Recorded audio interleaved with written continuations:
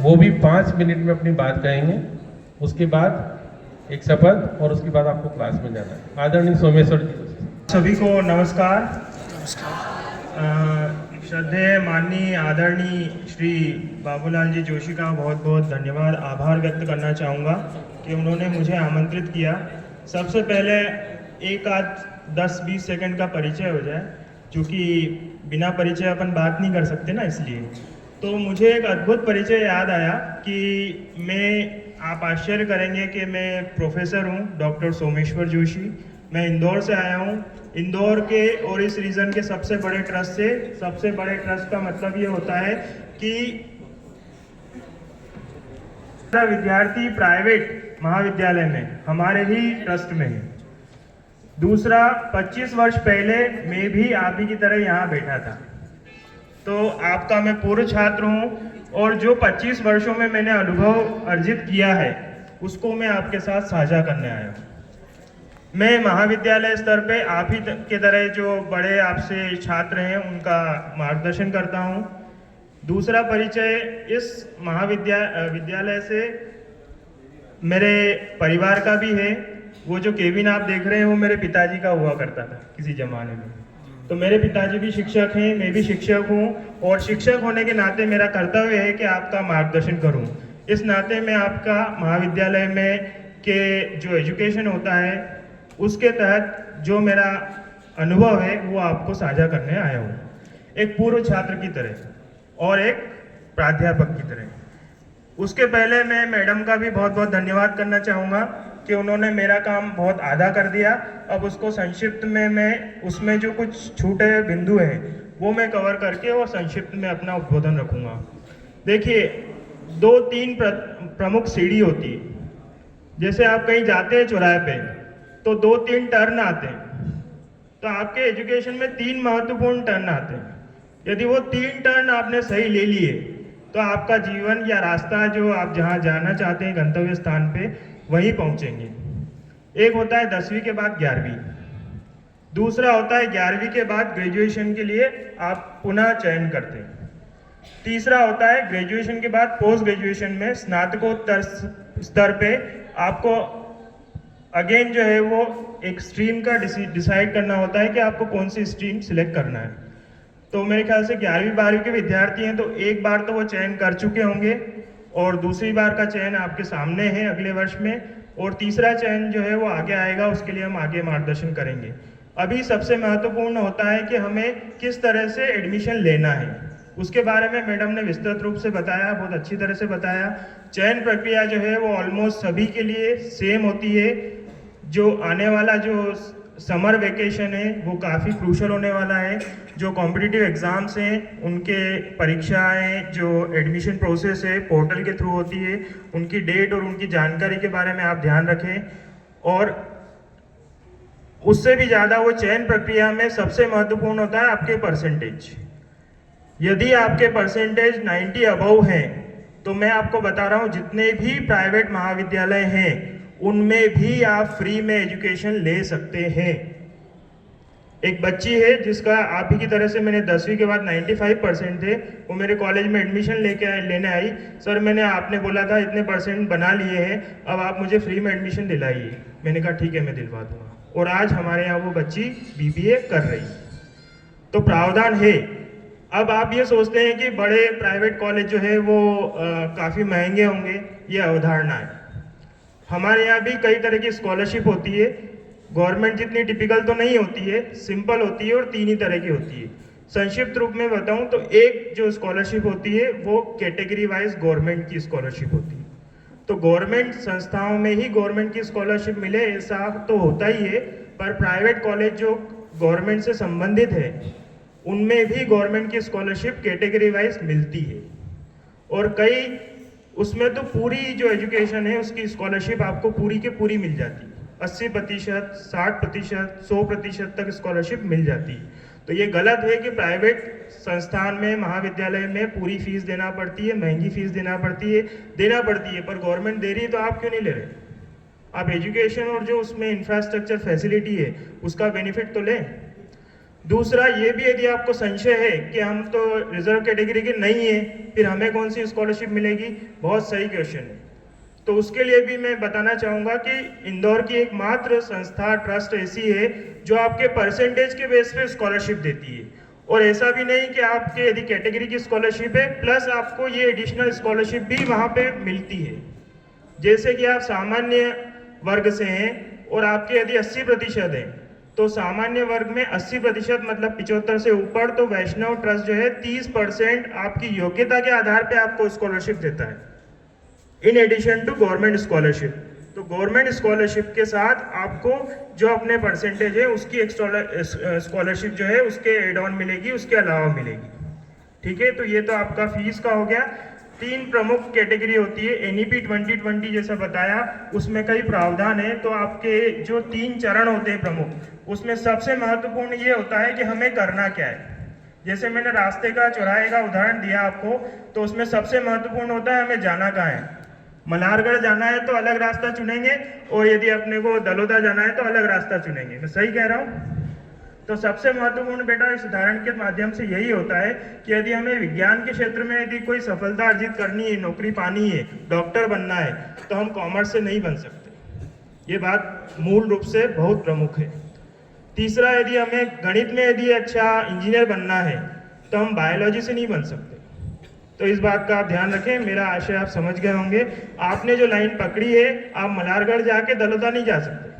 तो उसी तरह से एजुकेशन में भी होता है कि एक बार यदि 11th में आपने कॉमर्स ले ली तो फिर उसके बाद आप इंजीनियरिंग करना बहुत कठिन हो जाता है। एनईपी में जो है बहुत सुविधाएं दी गई है, फ्लेक्सिबिलिटी के साथ आप एजुकेशन कर सकते हैं, और उसमें आपको काफ़ी आसानी से अपने विषय का चयन करके, और आप जिस भी विषय में आप रुचि रखते हैं उस रुचि के अनुसार आप उसका चयन करके आगे सफलता प्राप्त कर सकते हैं। कुछ जो प्रमुख कोर्सेज होते हैं, आप में से मैं पूछना चाहूँगा कि कितने लोग बीबीए के बारे में जानते हैं? बीबीए कोर्स के बारे में सुना है आपने? अच्छा, बीकॉम के बारे में सुना है? अच्छा, बीबीए बड़ा होता है कि बीकॉम बड़ा होता है? और जो बड़ा होता है उसके बारे में ही नहीं पता आपको? अच्छा, बीबीए का फुल फॉर्म क्या होता है? इनाम भी है मेरे पास, हूँ किट लाया हूँ मैं बहुत सारी। बताइए क्या होता है? Bachelor of business administration. और बीकॉम का होता है बैचलर ऑफ कॉमर्स। तो बिजनेस बड़ा होता है या कॉमर्स? कॉमर्स एक अंग है उसका। आप पूरा मैनेजमेंट और बिजनेस स्टडी जब उसी क्षमता के साथ कॉमर्स के साथ कर सकते हैं, तो यही मार्गदर्शन है कि जब आप बड़ा कोर्स उसी योग्यता पात्रता के आधार पर कर सकते हैं, तो अच्छे कोर्स का चयन करें। इसीलिए हम यहाँ आए। उतने ही मूल्य में यदि कोई बड़ा एजुकेशन, हम प्रोफेशनल डिग्री, एक होती है traditional degree is B Com, professional degree कहलाती है बीबीए, एमबीए। तो उस तरह के कोर्सेज हमारे यहाँ चल रहे हैं और अच्छे उससे चल रहे हैं। हमारे यहाँ बीबीए एमबीए में करीब 15 लाख का पैकेज है।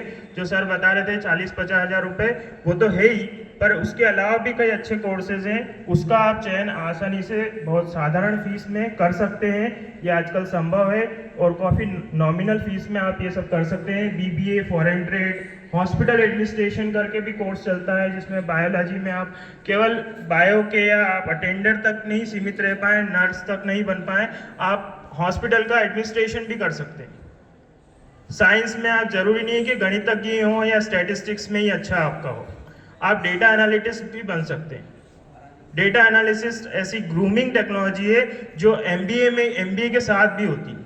क्योंकि आजकल आप देखते होंगे, आप यदि सोचते हैं कहीं घूमने जाने का और फेसबुक पे एड आने लग जाता है, उसका कारण है एआई, तकनीक, टेक्नोलॉजी, डेटा एनालिटिक्स। आप उस तरह का सोचेंगे तो उस तरह से वो जो एनालिस्ट है वो सोच के आपको उस तरह का मार्केटिंग शो कर देंगे। तो इस तरह के एडवांस कोर्सेज हैं, उसमें अपना करियर बनाइए, क्योंकि आजकल यही चल रहा है। और जो चल नहीं रहा है उसमें जॉब मिलेगी कैसे, आपको नहीं पता, पर मैं बता दूं कि अमेजन के पास 6 लाख रोबोट है जिससे वो काम करना चाह रहा है। अब आप बताइए कि यदि आप उस तरह के वर्कर की सोच से यदि कोई एजुकेशन का चयन करेंगे तो आपकी जॉब तो रोबोट ले चुका है। अब आपको सोचने का तरीका बदलना होगा। अब आपको ये सोचना होगा कि हम एआई के थ्रू रोबोट कैसे बना सकते हैं। डेटा एनालिसिस्ट होता कैसे। तो कुछ जो तकनीकी जो ट्रेडिशनल एजुकेशन चलता आ रहा है उससे कुछ सोच को बदलने की ज़रूरत है। इसीलिए तकनीक और जो आजकल स्पेशलाइज्ड कोर्स हो गए हैं उसके बारे में जानना जरूरी है। जब तक आप जानेंगे नहीं अपना रास्ते का चयन नहीं कर पाएंगे। तो मेरी बात समझ गए होंगे कि एडमिशन कैसे लेना है, क्या लेना है और क्यों लेना है। ये 3 बिंदु प्रमुख है। क्या लेना है, ये साइंस, मैथ्स, कॉमर्स और जो कोर्स हैं जो आपको बनना है वो आपको लेना है। क्योंकि ऐसा नहीं होगा कि आपको जाना बम्बई है और आप ट्रेन दिल्ली की पकड़ रहे हैं। क्या ऐसा संभव है फिर बम्बई पहुंच पाएंगे? तो वही मैं कह रहा हूँ, यदि आपको इंजीनियर बनना है तो आप गणित लीजिए, यदि आपको सीईओ, डायरेक्टर, मैनेजर बनना है तो आप बायोमैथ्स ले लीजिए, तो भी आप सफल नहीं हो पाएंगे। क्योंकि आपको एजुकेशन बनना तो वो है ना, मैनेजर। तो उस तरह का एजुकेशन लेंगे तो वही वो बन पाएंगे। अब आपकी भाषा में एक उदाहरण देता हूँ, आप गेहूं की फसल बोएंगे तो क्या मक्का पैदा होगा उसमें? समझ गए मेरी बात? तो जो आप बोएंगे वही आपको फल मिलेगा। इसलिए मैं कह रहा हूँ पूरी खूब मेहनत से आप पढ़ाई करिए, आपके परसेंटेज अच्छे होंगे, आप सही विषय का चयन करेंगे तो सही एजुकेशन लेंगे और सही नौकरी मिलेगी। ठीक है? तो biotechnology, BBA, B Com, B Sc computer science, BCA, MBA, MCA, ये सारे कोर्स जो हैं वो अलग अलग स्ट्रीम के हैं। बेसिकली आप जानते ही हैं हमारे कॉलेज में भी ओरिएंटेशन सेशन चलते हैं, हमारे कॉलेज की विजिट भी कराई जाती है, लैब, इंफ्रास्ट्रक्चर, सर्टिफिकेशन, ये सारे कोर्सेज रहते हैं। प्लस करियर मार्गदर्शन के लिए उसी तरह से स्पेशलाइज एक सेल होती है जिसमें आपको पर्सनालिटी, कम्युनिकेशन के लिए साथ में ही कक्षाएं होती, क्योंकि रातों रात इंटरव्यू की तैयारी नहीं होती। रोजगार मेले के लिए तैयार भी करना पड़ता है, उसके लिए मेहनत भी करना होती है। तो उस तरह के soft skill trainer, communication, language lab, ये सारी फैसिलिटी हमारे महाविद्यालय में उपलब्ध है। तो आप समय निकाल के जरूर एक बार महाविद्यालय में भ्रमण करें और हम आपको सारी जानकारी वहाँ देंगे। इंदौर गुमास्ता नगर में हमारा महाविद्यालय है। महाविद्यालय का नाम है Shri Vaishnav institute of management and science. आप कभी भी आके विजिट कर सकते हैं। ये पोस्टर मैं यहाँ पे लगवा रहा हूँ, उसमें सारे कोर्सेज की जानकारी है। आपको पीपीटी और जो अलग कोर्सेज हैं उसके बारे में भी डिटेल जानकारी आपको व्हाट्सएप के माध्यम से शेयर कर दी जाएगी। मैं पुनः इस विद्यालय के प्राचार्य एवं सभी शिक्षकों का बहुत बहुत धन्यवाद व्यक्त करता हूँ, आभार व्यक्त करता हूँ। धन्यवाद।